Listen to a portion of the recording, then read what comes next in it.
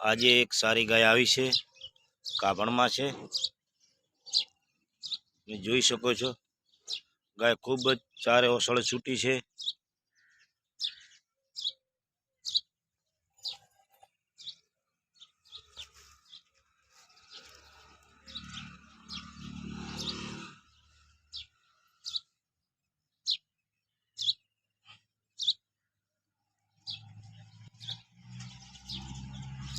અને એની બધી ડિટેલ અને બધો એનો લોંગ વિડીયો હું યુટ્યુબની અંદર અપલોડ કરું છું.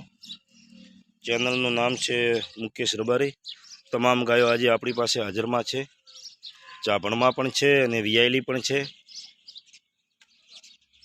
આ પણ તમે જોઈ શકો છો. આજે હમણાં જ નવી ગાય આવી છે, આજની 26 તારીખની.